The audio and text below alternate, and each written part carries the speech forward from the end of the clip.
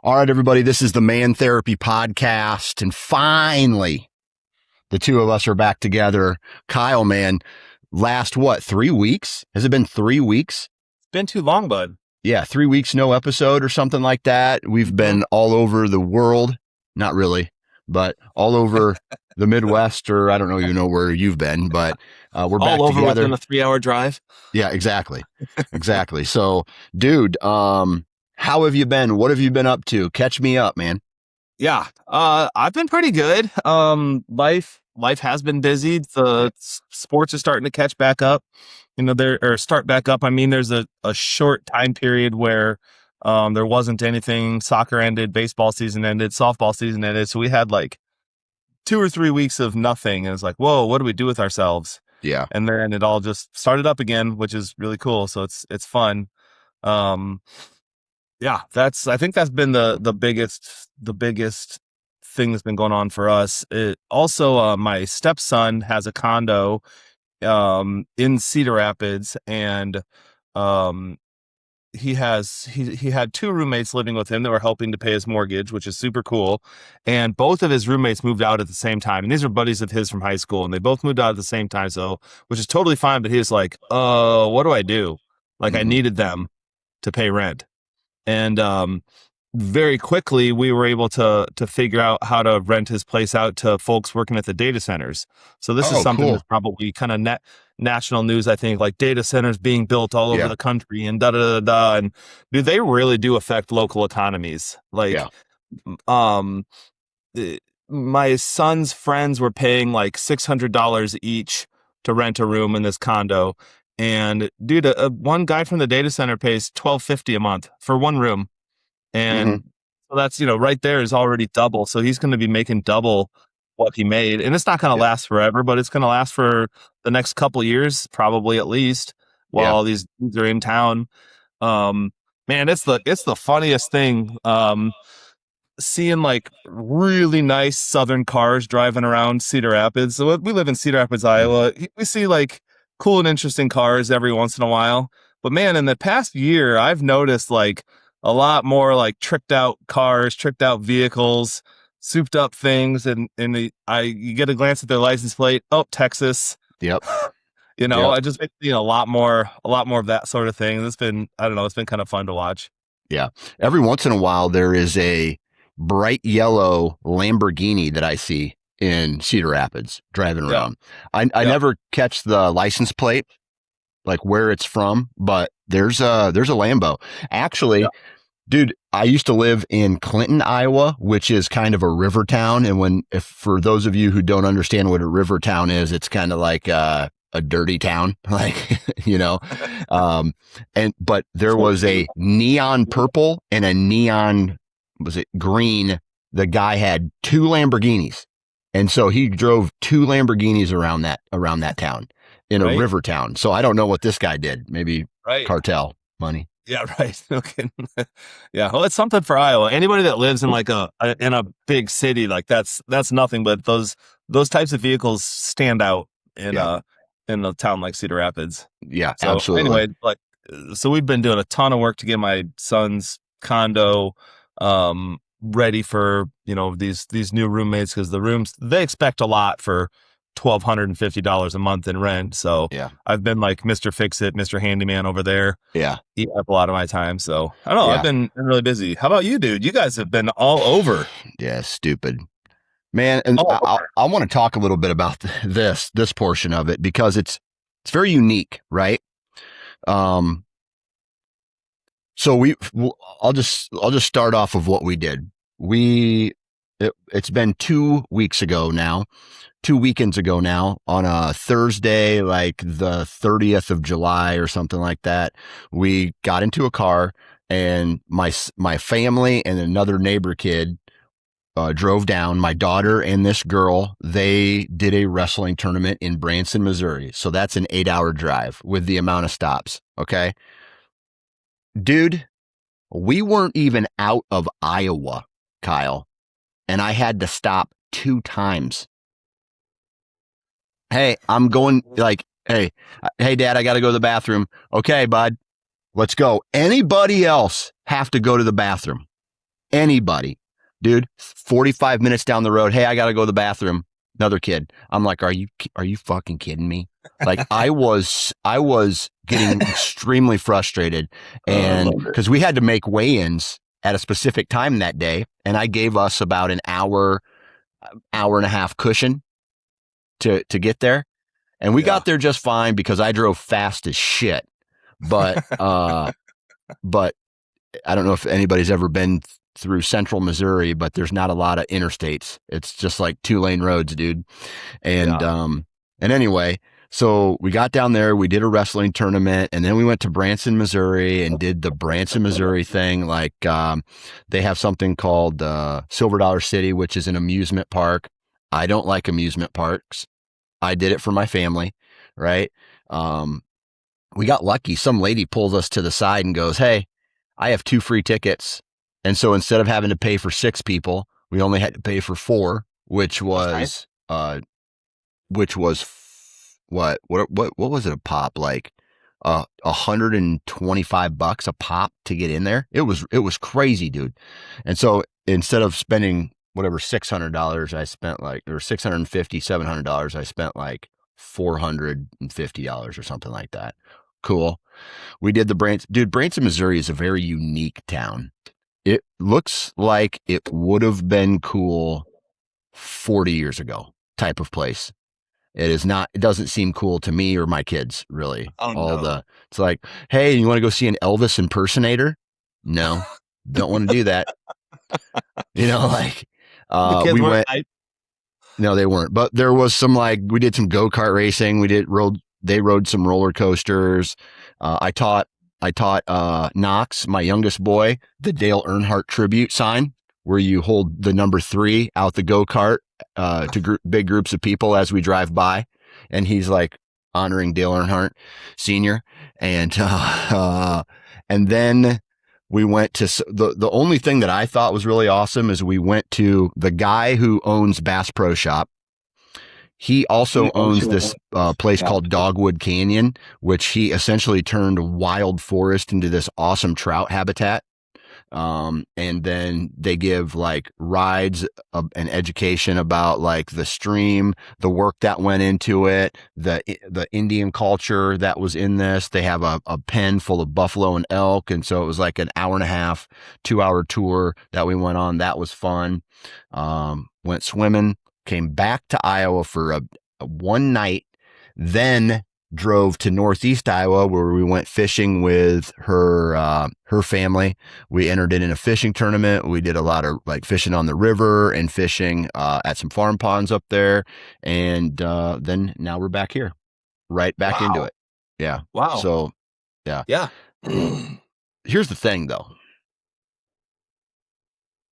I thought vacations were supposed to be relaxing, right? It felt more like let's stuff as much shit into a weekend for almost like a photo op than it did, hey, let's relax and just chill. Let's just chill out and like decompress.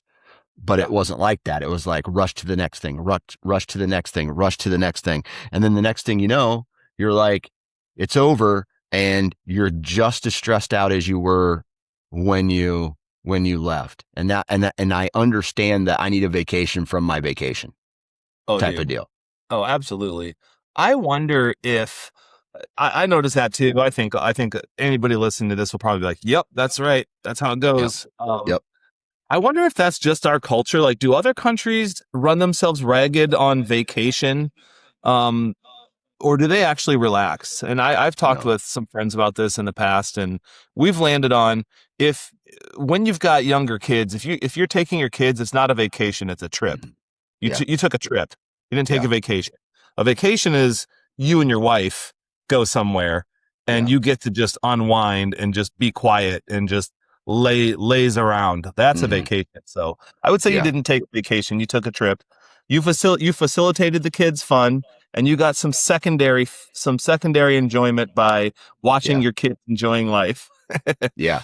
Oh yeah, let's go fishing. That's super cool. And then, but you're the one like baiting all the hooks and untangling the lines and running from kid to kid, and like you Mm-hmm. barely had a line in the water. And is a lot of that cool and stuff you signed up for as a dad? Yes, absolutely. And also, like, let's not pretend like that calmed your nervous system at all. No, it did not.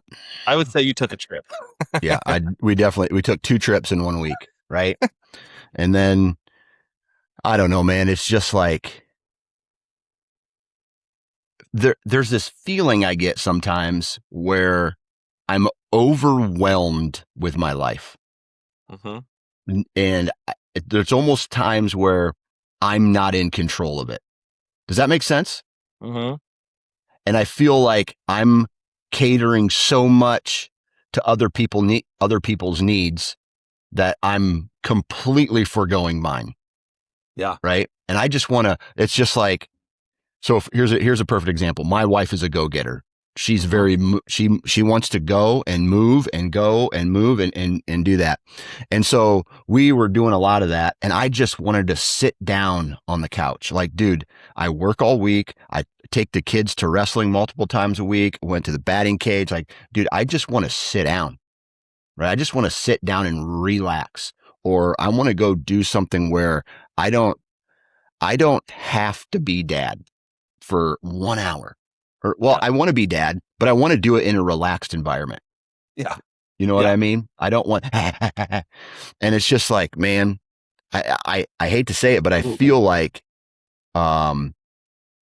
before electronics, life was easier, man. Like it was, hey, go outside and play. Okay. Now it's just, and yeah, this rain this week has been brutal. I don't know, man. It's just, I feel like our family is a stress ball at times. Mm-hmm. There's Mm-hmm. arguments, and it's just like, dude, we need to relax a little bit. But I'm also a believer, and I want to hear your thoughts on this. You know, I hear people say, "Oh God, I need a vacation to relax. I need a vacation to relax," and then they come home and they have the same exact behavior that they had before the vacation because the vacation didn't do shit for you from a relaxation standpoint. Right. You know, so you're using that as an excuse to go on a vacation when in all reality, it it's a thing where it's like you have to celebrate every day, not just only the days that are a vacation. Yeah. Yeah. I think there's a lot to that. And my mind goes to constructing the life that you want or a Yeah. life that you actually enjoy living. I think it tends to be true that when you're a parent, you're really a facilitator Mm-hmm. for a lot of years. Um, some of my friends have older kids, and they've expressed that once they get to be older, that it does get easier, that life lightens up and loosens up as the kids don't need to be entertained as much. They want to do their own thing, and it's a double-edged sword. That right now your kids are little and do want and need a lot of you, and it's going to be weird when they can drive and Yeah. like when they can get the hell out of the house and go do things for themselves. It will be more relaxing for you. It's almost like having your kids around is awesome for obvious reasons, but it's a double-edged sword because Mm-hmm. it does make life a lot more stressful. But then when life gets less stressful, it will likely be because they're not around as much. And Yeah. that's gonna suck too. Yeah. So I think 100%. part of it's embracing the suck. I mean, your expression is usually eat a shit sandwich. Um, maybe that doesn't apply exactly here because you don't think Yeah. you're not getting the shitty end of the stick by like having to be a dad. But I do think Yeah. it's a lot of what comes with the territory, and we just kind of have to get through this time. But I Mm-hmm. really like where your mind was going with why not enjoy the day? Why not find Yeah. a way to like enjoy what you're doing right now and Mm-hmm. make today a fun day, or even just Yeah. like find your own peace or relaxation today. Do you get Yeah. any glimpses of that ever, like in your daily life at home? Oh man, it's dude, it's weird. It's so weird. I will say this. I am by far, and this is not a dig at, I don't think this is a dig at my family. Me and my youngest boy are the two most optimistic people in the house. Okay. Um, everybody else seems to be like, this sucks. I hate this, like that kind of attitude. I want to do this. I need to have this, like in order to be happy. And it's just like two things happen when I hear that. One, I go, why can't you find happiness in this house with these people? Right? You watch the news every day and you get to see how horrible other people's lives are. Right? I had a conversation with a guy who yesterday at Bible study, my preacher, I do Bible study every Thursday, and he was talking about he was listening to. I'm going to back up just a sec.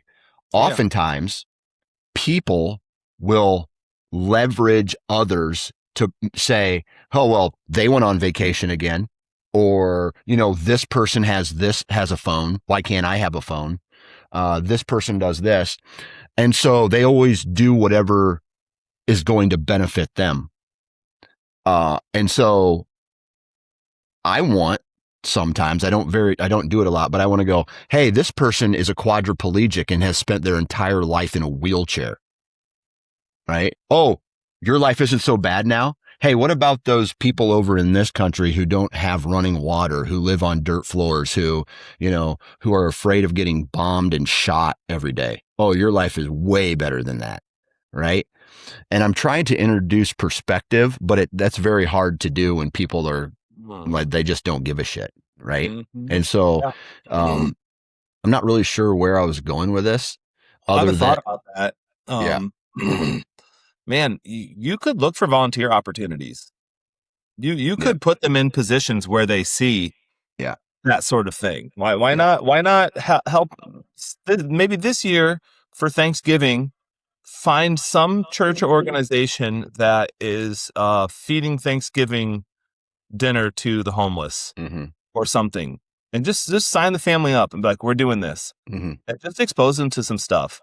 I think for them, it's likely a perspective issue because all we see on social media is like everybody else's social highlight reel. So then that's what we're comparing ourselves to. Yeah. These things exist.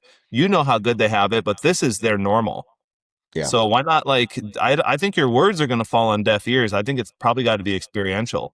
So why not look for some volunteer opportunities around the holidays to go expose your kids to like how some other people live, or even maybe even this fall, if there's like some communities will hold like a cleanup day where you go help like elderly folks like clean up their yard or anything like that. Maybe see if you can find some opportunity like that to go help somebody that's less fortunate so that your kids can see what life is like for other people.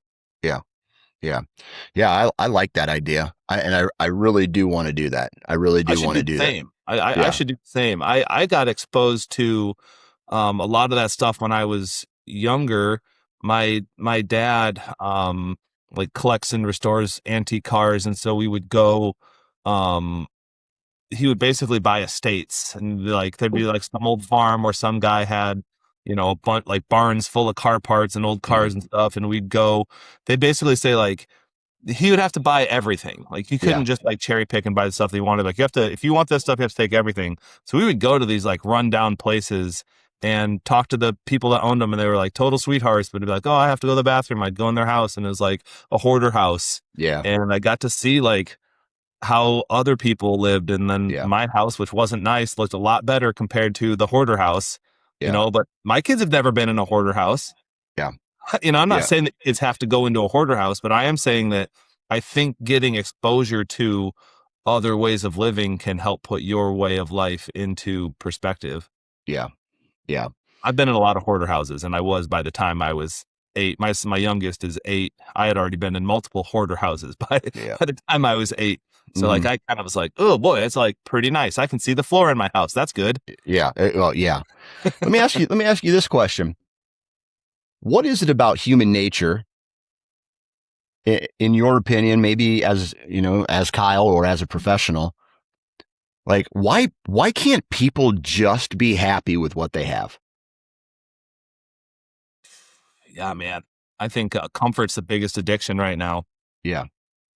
Yeah, comfort. It sucks. I think our this is like the easiest time to be alive that's ever been in the history of our planet. And I don't think we know what the hell to do with ourselves. And I Mm-hmm. think like if like a little bit is good, then more is better and more is better and Yeah. more is better. And it sucks. Yeah. Yeah. I Yeah. think we don't know what to do with it.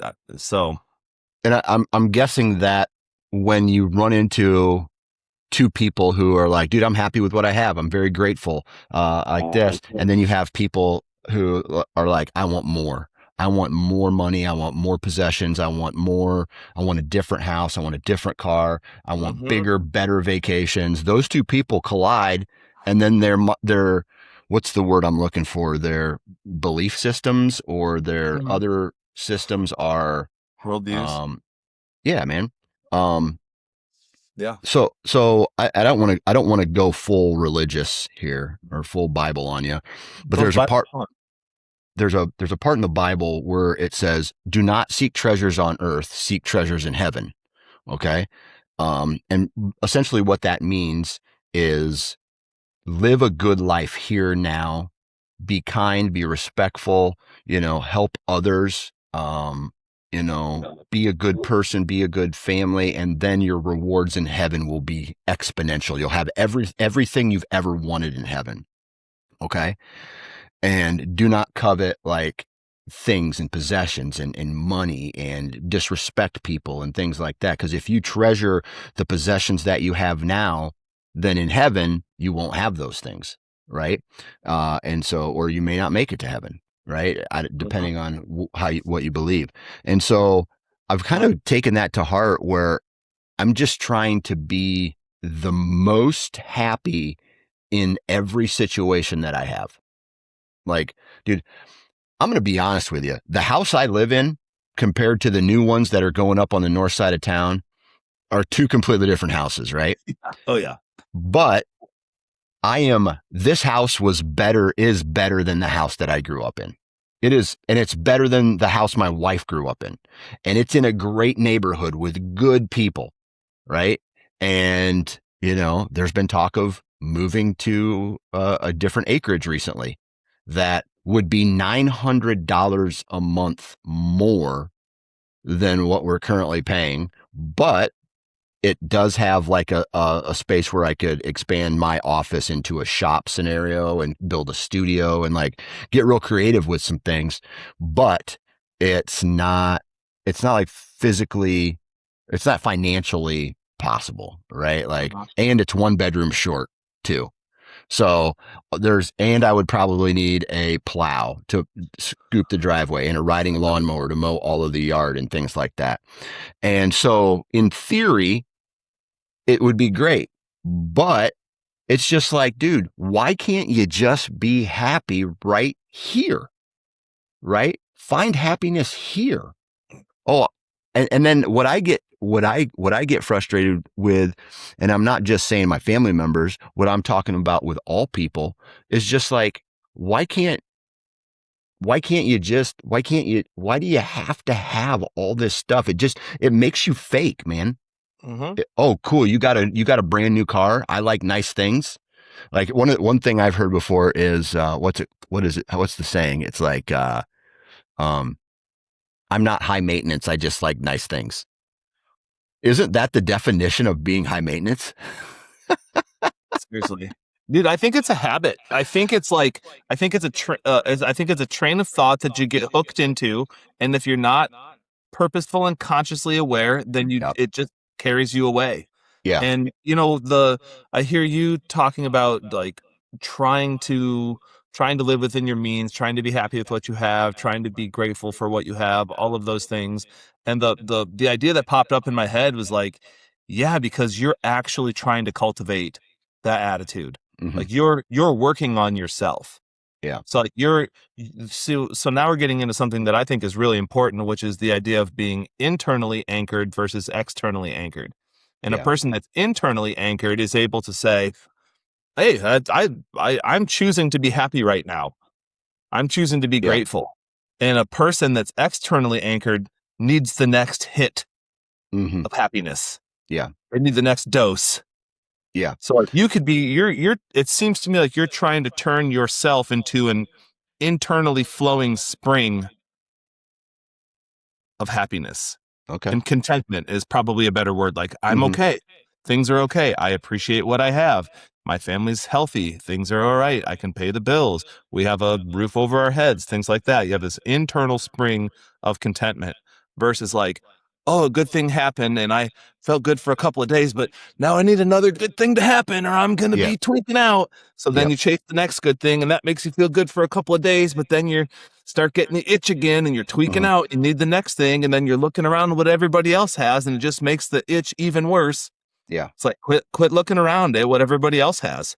Yeah. 100%, man. But you're 100%. doing it on purpose though. Like that's the big thing. I think the takeaway for every single person, if anyone ever listens to this, I think such a major takeaway already from the brief time we're talking about is if you want a better life, it comes from you working on yourself from within and practicing being grateful for what you have and Mhm. catching yourself in your habits of wanting more.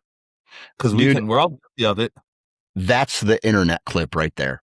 That's the clip that I'm going to post on my social media Yeah. because more people need to hear that, dude. And just imagine how better the your neighborhood would be, your family would be if everybody put it's almost a selfishness thing. Like you got to put yourself first. You got to work on yourself before you can go to the next person and say, hey, you need to change yourself. You need to be better. Right. Uh-huh. Because here's the creeper. The creeper that sneaks in is resentment. Right. And people will start to resent you and you will start to resent others. Right. And it's just, oh my God, it has the possibility to get ugly. Yeah. Yeah. Yeah. Well, I really respect you for working on yourself to clean up your side of the street, so to speak. I will say, and I've noticed this from being a therapist all these years, that a thing that can happen pretty often is the person in your position that is working to like feel better and do better. It makes them start to be a lot more aware of the other people that aren't and the ways that other people aren't being healthy. And that's gonna be part of your journey too. Yeah. Because right I'm now going to it's just need patience for that, to awareness. be honest with you. Yeah. Amen. You will. Yeah. You will need to have patience for that. It still Yeah. is good. It's good that you're working on your internal spring of contentment, so to speak. Mhm. You will have to have patience with your family, and you're going to have to be a role model for your kids, a role model for your spouse. Part of what you're probably going to have to work on too is like not feeding into or not getting carried away by other people's emotionality or their Mhm. wants and stuff that Mhm. you'd be able to look at them and say, I hear you. You have your wants. Your life is your journey. Yeah. You could practice being less affected by them. You Yeah. could practice like not feeding into their wants or Mhm. neediness or complaining. And when they're complaining about something, go, yeah, that must be hard for you. Yeah. But you don't have to feed Yeah. into it. Yeah. But isn't there like a sense of sarcasm where let's say this is just an example. Let's say my wife is like, oh, I don't like my car. I want a new car. I need this new car or whatever. This is just an example. And I say exactly what you said. It's like, oh, that must be hard for you to not have a new car. Right. Like that's Yeah. almost like a backhanded like compliment or Yeah, it whatever. depends on the sentiment. Yeah, I mean, Yeah. that could be the resentment that you're talking about creeping in. For sure. You could do it in a joking, jovial manner, or Yeah. you could do it in a snide, shitty way. Yeah. Um, or you could do it sincerely. Yeah. But yeah, a thing that you're probably going to benefit from practicing is unhooking from other people's emotions and just letting them have them. Yeah. The hardest part is when those people live in the same house as you. You Oh, know I what I know. mean? Yeah. I do. Yeah. I do. Yeah. Yeah. Yeah. It's not easy, right? It's No, and not you can't easy. And fix them and you can't save them. You can yeah. work on yourself and Yeah. then you're part of the equation. So the best you can do is work on your part of the equation. Yeah. And that's the thing where like, again, I'm going back to religion here because that's a journey that I'm currently on. Mhm. It's hard to do this, I know that I'm reading the Bible. I'm doing studies about the people and how I should act or how people should act based off of the Bible or whatever. Mhm. And I'm trying to become a better person. I fail every day and that's gonna happen. But the difficult part in this is as I transition into, I don't want to say a new person, it's just a better version of myself. Mm-hmm. I am aware of everybody else continuing the old habits, which is just another sign of it's a different category of I don't know. I'm aware that people are not changing, and it becomes frustration. Yeah. You know what I mean? And Yeah. so again, now you're having to manage a different level of frustration. Mm-hmm. So Yeah. Oh yeah, absolutely. I wonder, I even wonder what the Bible says about that. I think the Bible is a wonderful collection of life lessons. yeah, Like at its essence, there's parts of the Bible that I don't connect with. I yeah. know there's parts of the Bible that I don't understand. But Would from my I'm reading, sorry, you glitched there. What'd you say? that there are parts of the Bible that I don't connect with, and there are Mm-hmm. parts of the Bible that I know I don't understand. But I have read a lot of the Bible, and Yeah, a lot of it is like just really, really, really good life lessons. yeah, Where it's like, here's how to deal with this, here's how to mm-hmm. deal with that, here's Yeah, how you should conceptualize this, here's what's not to do. yeah, And all of these stories that I've read, I'm like, whoa, that's so smart. Whoa, absolutely. Whoa, that's definitely the way to do that. yeah, So I yeah, think it's really good that you have a source material to be. I know it's kind of like your playbook. yeah. You know? Kind of, yeah. And that's the thing. Like I went through it. Here's the crazy part. You have to have an open mind to go through some kind of like change. And I'm not talking from non-religious to religious, or believing in God to not believe, or to not believing in God to believing in God. I'm talking about just being a angry, resentful human being to trying not to do that. You know what I Mm-hmm. mean? Oh And yeah, so it is a hard road, and I don't think there's ever an end to it because there's no such thing as perfection. yeah, And so you're always on the road until the end, right? totally agree. And it becomes a battle because it is easy, and this is where I have failed. It is easy to get mad at the kids and yell at the kids when your fuse has been burnt out, right? Instead of taking a step back, taking a deep breath, and going, "Hey, buddy, I'm sorry, but this can't happen. You've been naughty today." Instead of being like, "Bah, bah, bah, bah, bah, bah, bah, bah," right? But maybe belittling them, or Yeah. maybe even calling them a name or something like that. I still Mm-hmm. fail. Yeah. I still fail at that every single day, and it's hard. And but every time I do that, I acknowledge it. I understand that, hey man, I probably made my kid not like me right there, and that's not the goal. My goal is to educate these kids on Mm-hmm. how to be, not not break them down, right? Yeah. And so uh, yeah, it's continuous is what I'm getting at. Yeah. Yeah. Totally agree. I feel that too. I would bet every dad listening to this feels that. And Yeah. even guys that don't have kids, they just have a partner and just have a Yeah. spouse. I think a lot of it's probably going upriver from the problem. Mhm. Like kind of reverse engineering, so to speak, of like if there's a moment where you snapped at your kids and you're like, well, how do I not do that in those moments? Mhm. My guess is it's less about that and more about how do you prevent yourself from getting that close to the edge to begin with. Yeah. And I think it's a lot of the personal work that you're doing right now. I think like if we don't monitor our baseline of stress and like be purposeful about it, it just creeps up all day, every day. But if we can notice that that's a thing for ourselves to manage, Mhm. then it'll creep up, but not as high. So we'll have more reserve in the tank when the kid does the annoying thing. Yeah. But I think we have to focus on our own happiness and our own okayness a lot Yeah. more of the time. I think we're flying, and I'm guilty of this too, like big time, probably more than most people. But like I fly by the seat of my pants too much throughout the day, and what I Yeah. mean by that is I'm not being purposeful with how I am. I'm not being purposeful with the types of thoughts that I think. I'm not being purposeful with my mood or my attitude. I'm not choosing them. I'm just feeling however I feel. And I think that's okay. Yeah. And I don't think that's right. I think that's kind of an immature way to do it. Yeah. I think it would be better for me to be like, I'm gonna be cool, calm, and collected today, and remind Yeah. myself that multiple times throughout the day, I will be less irritated. Yeah. But if I don't And do that, I'm irritated. it's very difficult to Uh-huh. change who you are. But like this, here's the thing. I still laugh at dirty jokes. I'll still tell a dirty joke. I'll still say some off color stuff. I'll, out of humor or things like that. So I'm definitely not perfect, but it's essentially reconditioning your thoughts when, dude, it is so easy to get angry at people.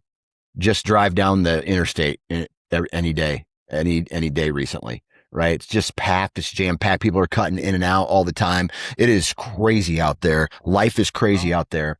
And if you let it, dude, it'll carry you away, man. Like anger, just like anger and instant blow ups and just like, bah. Do you think some people need that? Like, let's say, for example, making a mountain out of a molehill type of scenario, and then they forget it. Is that fair? Where, let's say, for example, you were turning around, you turned around, me and you were neighbors, and you did something, and there's a tire track. Maybe you had to turn around in your yard or something, and there's a tire track in there, and it's permanent. It was wet, and it maybe got muddy or something, and I just blew up at you. Right? But I was over it real quick, right? But I still blew up at you, right? Do some people need to be able to do that, or? I don't think so. I think that's likely probably more because their baseline of stress has gotten high and stayed high. They're probably living in chronic stress. Mm-hmm. And maybe they have really good reason for it, or maybe it's because they haven't trained their brain. But that's what I'm talking about. If you're not purposeful, then you're going to gravitate towards the negative.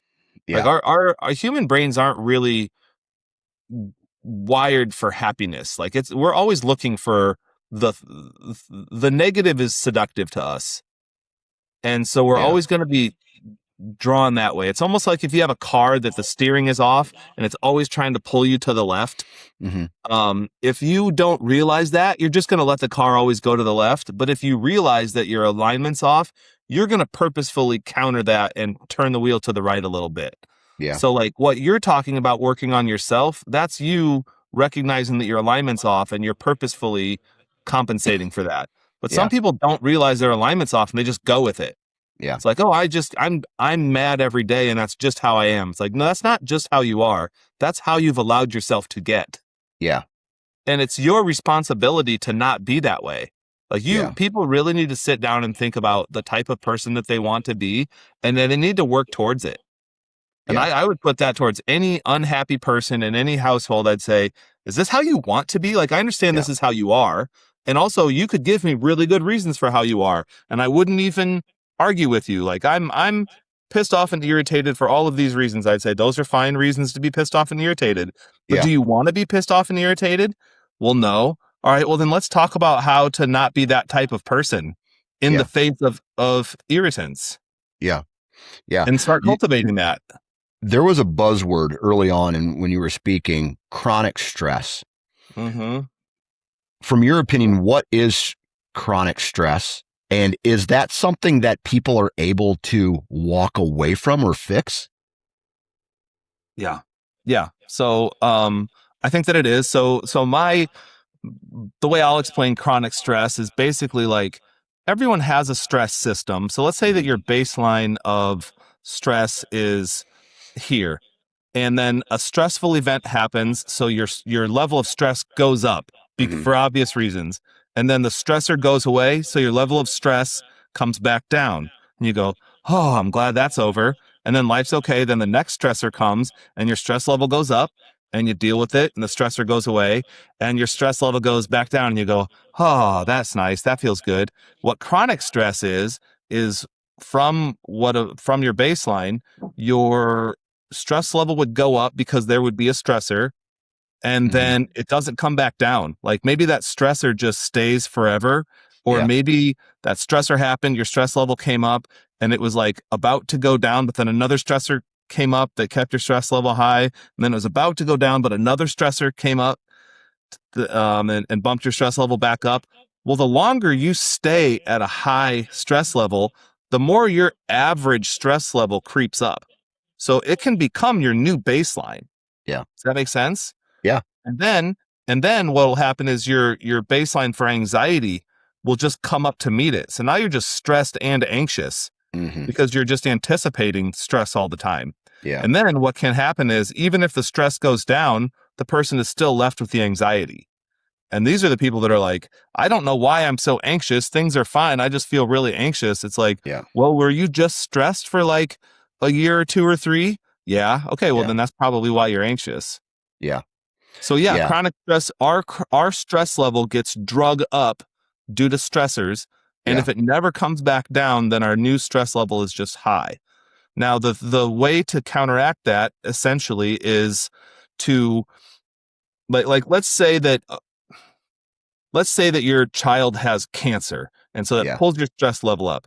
Okay, that's a really, really, really good environmental reason to be stressed. Okay, but what if your stress level is like, oh, the kids are always asking for snacks and the kids are never happy and the kids are bored and da da da da da.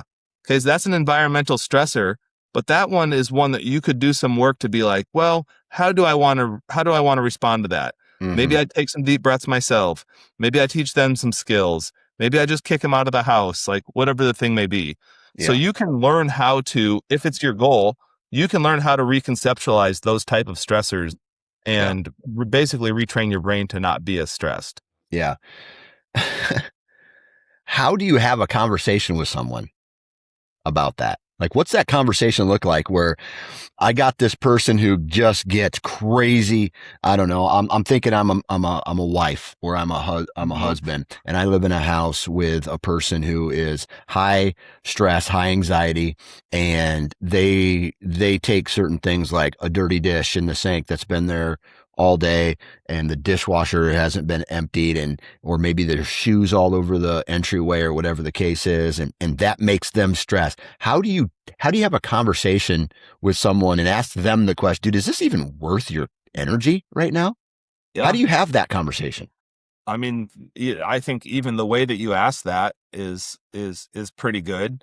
I mean, you could, if the person's open to it, you can basically say exactly that. Like, yeah, you know what? The laundry that needs to be done is not nothing, but you get to decide the level of intensity you bring Mm-hmm. to that, Yeah. and just continuously point out that they're letting themselves get that Mm-hmm. affected. It's like Yeah. the laundry needs to be done either way, whether you're super pissed about it or whether you're in a good mood.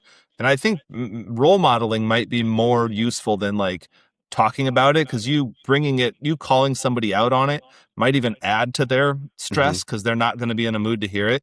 But if you put on some music that you like and you do the things in a good mood, they're more likely to see that, Yeah. and then they might emulate it. I don't know how helpful it is, honestly, to like I wish that it worked out such that a spouse could say to the other spouse, hey, I noticed that you're really stressed and all these household chores do need to be done, but wow, we don't need to be so stressed while we're doing them. Yeah. Maybe you can say that, but man, it's this weird dynamic where the person that you would hypothetically be the most willing to hear it from, you're the least willing to hear it from. Oh yeah. It's so stressful in Yeah. marriages. I don't know why that is. Yeah. The person who is supposed to be your best friend, who is supposed to be the person you made these vows for, is the person who is the most critical about you, is the person who doesn't want to hear what you have to say. Yeah. Oftentimes has the most resentment towards you. It just doesn't make much sense. I know. Right? I It doesn't know. make much sense. Just imagine if you were okay. I'm not even talking about, because you know just as well as I do, the honeymoon stage gets over real quick, right? Yeah. And and to any listeners out there, if you think that marriage is going to fix a problem, it will not, right? It will only amplify it uh, after it's all done. So be picky on who you decide to marry. Anyway, Oh, what I'm that's huge. yeah I 1000% agree with that. yeah And then it also even worse if you think a kid's going to solve the problem. it won't. You're really going to be in deep then. Yep, exactly. So you better know how to uh, handle conflict and frustration, because I'll Yep. tell you what, man, and that's the reason why there's so many divorces, is because people just they don't want to put in the work to fix themselves, or talk. Yeah. Empathy goes out the window, and it's just like me, my. I don't give a shit about you or the family. I'm out, and then I'll blame everything on you. You know what I mean? Mm-hmm. It's just like, Mm-hmm. Oh yeah, that shit's a absolutely. two-way street. Uh, Absolutely. um, I'm sure that they exist. I just don't know it of any. And I think I've even done a little research and didn't come up with much, but I think it would be really fun to go on a marriage retreat where there's like highly structured time. mhm, Let's say it's a week long where yeah. it would just be you and your spouse. You would go someplace nice and calm and beautiful, and there would be structured activities and meetings and group sessions and facilitated things Mhm, where it's like, hey, we're going to have this conversation and you're going to hear lots of perspectives on this, and you're going to get a chance to have some quiet reflection time where you write about your woes in life and your grievances and your frustrations, and also the things that you're grateful for and the things that you have good in your life and what you want your goals to be. And we're going to schedule some time for you to just enjoy your spouse, and we're even going to do some guided interaction time between you and your spouse so that you and your spouse don't even have to wonder what to do. We're going to tell you what to do, and yeah. you're going to enjoy it, and we're going to have time where you just relax by the pool and you're not allowed to do anything else, and we're going to set rules that you can't talk about negative things. Like we're going to have specific times where we talk about the difficult stressful things, and you're not even allowed to talk about them during other times. Like Mhm, I that could be really really beneficial to couples, because I think that when we are living our daily lives, there's almost never a good time to talk about things because we're always stressed. mhm, So I do imagine, and maybe that's a thing that I'll do at some point in my career, is set up something like that. But yeah, I think a marriage retreat could be really really cool to like yeah, reconnect with your spouse. Like, what was it that drew you to them? What do you yeah, love about them? What do you respect about them? yeah.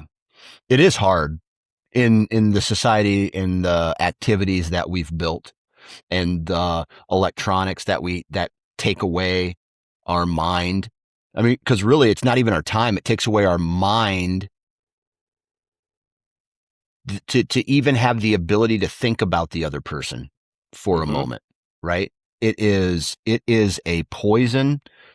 It's a time suck. It's a poison. And when you're sitting there scrolling or watching TV, you're thinking about whatever.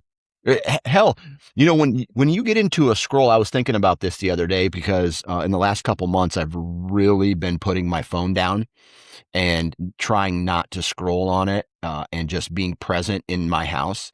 And um, and I did that because as I was scrolling, I was thinking about, like,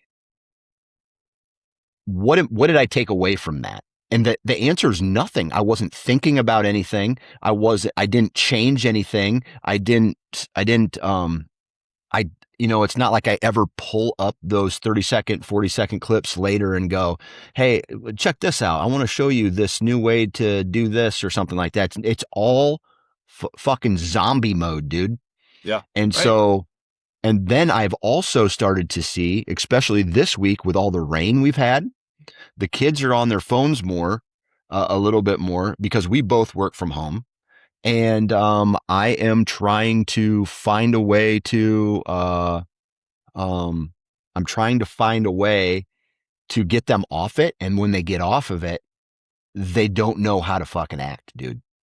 And Yeah. it's scary, and it makes me, I'm really looking forward to the kids to go back to school, but I am really, really, um, it makes me be extremely grateful for those who are teachers, because that first week, dude, I'm telling you right now, and I'm not even joking on this. It's straight serious, dude. Like, it's going to be a bunch of crack babies coming off their devices all day long, and they have no clue how to interact with each other. Mm-hmm. It is going to be bananas there for these kids, even my kids. Oh yeah. So Good shout out to having all that. friends. Yeah. Shout out. Yeah. All right. Go buy them a bottle of wine or whatever, and say Yeah. thank you, right, for Yeah. everything. So, but yeah, dude, it's what time do you got to shut down today? Oh, I've got time. Got time. Okay. It's what have been out of this conversation? Where's the next logical step in this conversation? Like, if there's a person out there who is feeling it but hasn't made any attempts to take that first step to try to become a better person, what would you suggest? Man, Google or Chat GPT, how to cultivate not happiness. What was the word I used earlier? Contentment. How to Contentment. cultivate contentment in my own life. Mm-hmm. Google that or Yeah. Chat GPT that and start there and Yeah. start taking some actual steps so that it's not just mental masturbation where you Yeah. just get stuck in research mode and you think the researching is the work, because it's not. It's only Yeah.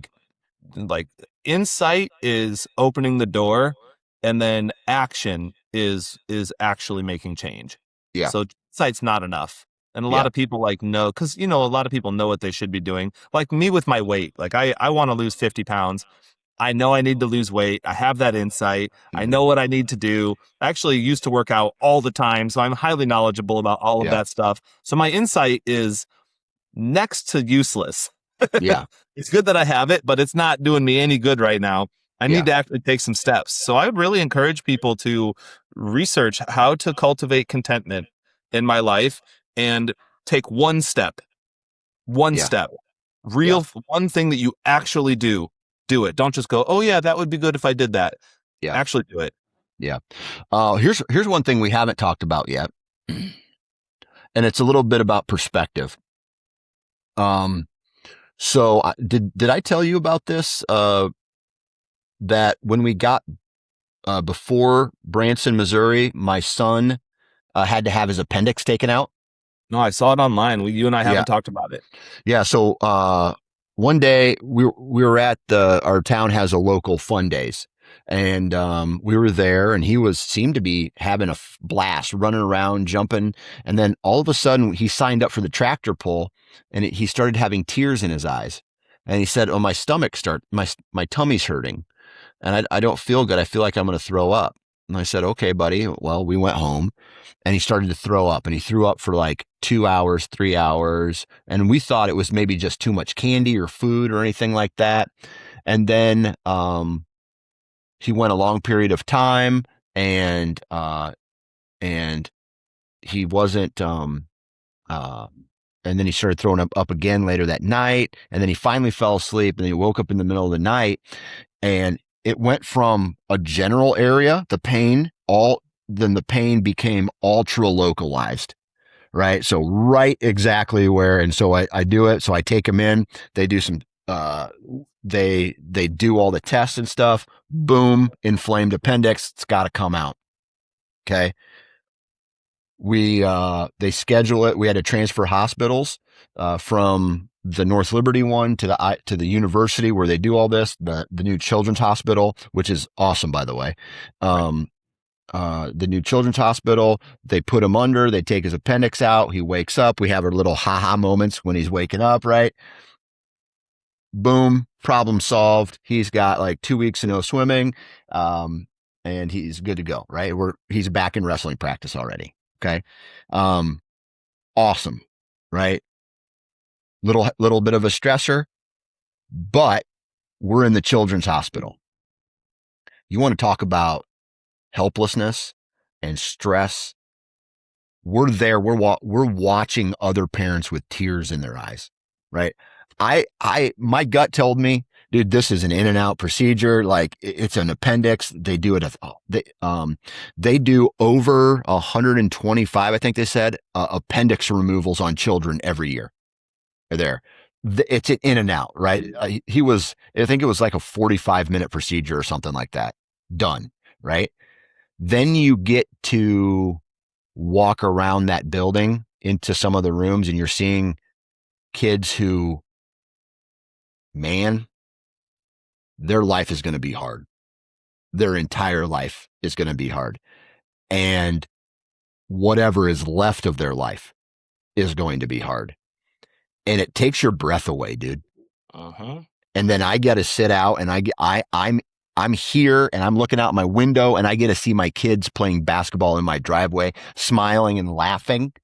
Meanwhile, there's an entire hospital floor dedicated to kids that may not make it to my kid's age. Just breathe that in for a moment, man. And say to yourself, like I'm not trying to be a downer now, but your life is fucking good, dude. If your kid can ride a bicycle, he's doing good, right? And Amen. and so it put a little bit of perspective. It's like how hard is your life really, dude? You have no problems compared to these people in So this what'd that perspective do to you? It did a couple things. It made me hug my kids a little closer, for that week. It made me continue to love them. It made me be thankful on this journey that I'm on, right? It made me thank God and being like, dude, dude, thank you for this. Mm-hmm. Like you've made my life great because I have these people in it, right? Mm-hmm. Yeah. So what do you think perspective could do for your kids and your family if they were able to get some perspective on things? I don't know. I think in this world, it's hard for kids to get perspective like that. They're so easily distracted, and I don't think they maybe have the brain capacity to absorb it. But Uh-huh. an adult could, Mm-hmm. right? Yeah. And right, it's I don't know, man. The Maybe other that's the thing, thing to harken back to earlier in our conversation. Maybe that's a thing that you might have a little more influence over is trying to expose your family to perspective, mhm, different perspectives. yeah, Sign them up, look for opportunities, sign them up for things. We're going to go do this. We're going to go volunteer hmm so that yep, they can see it. yeah. Here's another thing, and this is a me problem, I think. I feel like when you have situations like that, right? And so I keep going back to this one. So my wife, intensive care, really close to dying, Remember. right? And is it fair for me to remind her, to say, dude, there was like, the beginning of this year, you almost died and you're fucking mad at this thing, right? Like, or someone gets frustrated about something and I'm like, hey, look, do you remember walking through the children's hospital and seeing that kid in a full body cast? Or do you remember that? Like, is that fair or is that too aggressive? I think it's worth a shot. Yeah. I think you could try it and see. Yeah. Yeah. Yeah. I don't know. I think Because you have that shit could work on me too. Right. I Yeah. mean, maybe there's something that I'm doing where I've lost perspective on a couple things. Yeah. And maybe I need a reminder on some of that stuff, but, I didn't know if it was like, hey dude, hey, or like when we drive through certain parts of town, every once in a while I'll go, man, look at that. How would you feel if that was your house? Oh, you'd feel pretty bad, wouldn't it? Wouldn't it? So I don't know. Yeah. I don't know. Maybe I that's don't an think asshole I don't part of think me. that's wrong. I Yeah. do think that them having their own experiences with um helping other people and probably you probably need to have like continuous Yeah. experiences. And I don't mean weekly, but I do mean like, yearly or something to like refresh hmm that insight that they have. Yeah. And all the stuff I say to myself too, like, as I say, oh, it would be really good if you would volunteer to serve Thanksgiving meals. I'm like, yeah, Kyle, Yeah. that would be good. Why don't you do that with your family? I'm thinking I Yeah. might do that, hmm Yeah. or anything similar. Yeah. Absolutely. Let's go Absolutely. help. My dude, my kids, if we help other people, like my kids feel super good. hmm And even like my kids feel good. So I sprained my foot um helping somebody move a couch. I sprained my foot pretty bad. And so I was on crutches. I guess that's the thing I didn't mention. So I was on crutches for a few days and hmm now I'm just like limping pretty bad, but it's getting a little bit better every day. Um dude, my son, who is usually like, this isn't a dig at him, it's just an observation. He's usually like pretty focused on himself. Yeah. He would be like sitting on the couch like something just out of arm's reach. He's like, hand me that. I'm like, if you lean forward 3 more inches, you would just have it. Like, don't ask me to get you things that you can reach, you know? But that's how cushy life is for him. But when I hurt my foot pretty bad and I'm on crutches, like all of a sudden he's running ahead of me to open doors and he's like hmm asking what he can help carry and all of Yeah. these things. And so like that turned into an opportunity for him to get outside of himself, which I hmm think it's a big reason why, say, something like volunteering is really helpful because it's actually one of the most useful treatments for depression is getting outside of yourself and go be of service to other people. Right. 'Cause otherwise, if you're focused on your own comfort, then you always want more. Yeah. It's like, well, if a little bit of comfort is good, then more is better. And then you get used to that. So then you need more. Then you get used to that. So you need more. Yeah. And then what used to be like fun and novel and special just becomes your baseline and it's Yeah. not exciting anymore and the novelty wears off. So I think Yeah. it's the more self-centered you are, the worse. And to a degree, you can't let go of yourself. You can't lose track of yourself, but the more you can focus on other people and being helpful to other people, the better you feel. Yeah. Yeah. That's a great. Yeah. I think that's something we should all maybe try to do a little bit because, Mhm. I think even even when you think you might be, I don't know, maybe the term isn't less fortunate, right? Maybe it is, maybe it isn't. Maybe there is, um, but there's always someone who's got it worse than you, dude. I'm telling you, in this world, if you're even listening to this podcast right now, there's people like the fact that you are able to listen to a podcast on a phone or on a computer or whatever means you're like compared to the rest of the world, you're doing really well. But I Yeah. will say this. I hate that. I hate that I actually just said that because one thing that I do not like is when somebody compares themselves to others, right? Like, oh, it must be nice to go on that vacation, right? Or Yeah. that, like everybody has their own set of wants and needs and problems and anxieties and things like that. And I feel like if we would just remove ourselves from that and focus on ourselves, I mean, everybody would be getting better. Yeah. Yeah. Um, I think there's looking at someone else with envy is bad, but looking Yeah. at someone else to like for tips and Yeah. tricks to improve is good. Oh yeah, And if you absolutely. can tailor your life after somebody you're doing well, I think there's a quote from I don't even know who said. I'll paraphrase something to the effect of the only reason you should look in someone else's bowl is to make sure they have enough. Yeah. You I know, like that. Yeah. you shouldn't be trying to like glean the best things from everybody thinking that you should have it. Like, why not practice being like, oh, good for them, that's cool. Oh, Yeah. Dan got a new truck, super cool. Yeah. Good for Dan, that's good. Better is Yep. better. I'm happy for him. Yeah. You know, as opposed to like, fuck, Dan got a new truck. Look what I'm driving, a 2008 Honda Fit. This Yeah. sucks. I'm a Yeah. piece of shit. I'm a failure in life. Yeah. You know, like that negative, like that's the training your brain part of like, it doesn't have to go that way. And if that's the way your thoughts going, it would be good for you to recognize that Yeah. and do some work to not have that be the case. Yeah. Focus on gratitude. Yeah. Absolutely. Any final thoughts today, Kyle? Good to catch up with you, man. It's good to see Yeah. you. I'm glad that your son's okay. I know that Mhm. appendix stuff can be really scary. and especially for kids, like they don't know what the hell's going on, so that's really scary for them. And Yeah. also knowing that like it's often the case that once the appendix is inflamed, it's like, oh, this process is happening right now. So Exactly.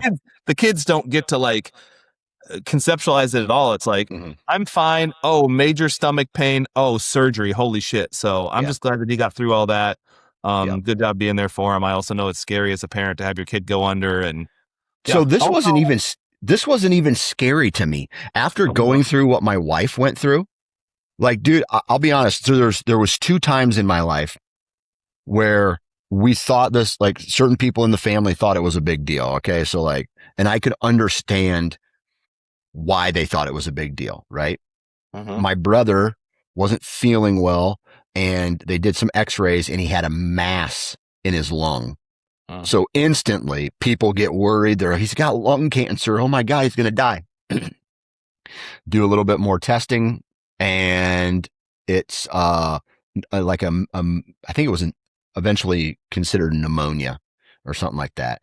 Medication went away, happy, right? I did not get worried about that one. For some reason, I don't know why. I didn't know the details. I just didn't get worried about it. With this one, with the appendix, I, for some reason, was just not worried about it at all. I was calm, collective. I felt like I did a pretty good job.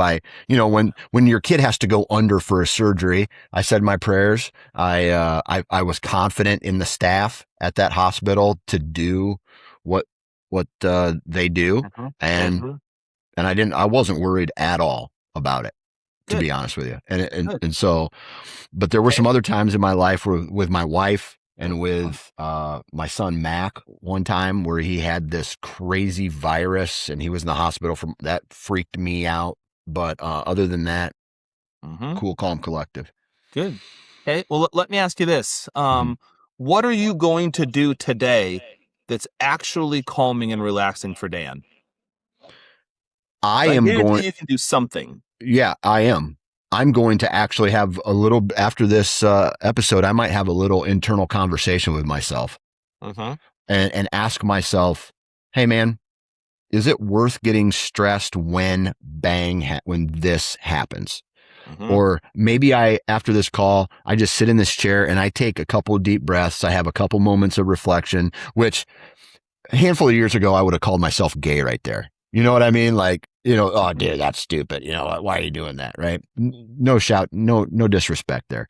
But I'm just like, I am going to be calm. I'm going to be cool. I'm going to take control of my emotions and I'm not going to let any of the bad shit, try not to let any of the bad shit affect me. That's the goal. You? Yeah. What am I going to do today? One of my favorite things to do is I will go up and I will just choose one of my kids and I'll just grab them and I'll just put them on my lap and I'll just hold them.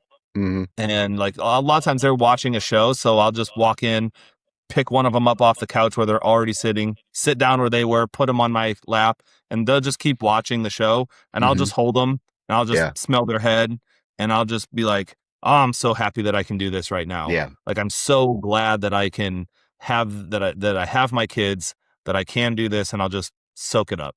So that's a thing that I usually do. I'll probably do that today. Yeah. I'm going to do that too. That's a good advice. Go hug your kids. Hug your kids. Hug your kids. All right, Kyle, man, I really appreciate you as always. If you guys are listening to this podcast and it means something to you, do me a favor, go to Spotify or Apple Podcasts or wherever you download the Man Therapy podcast or listen to it.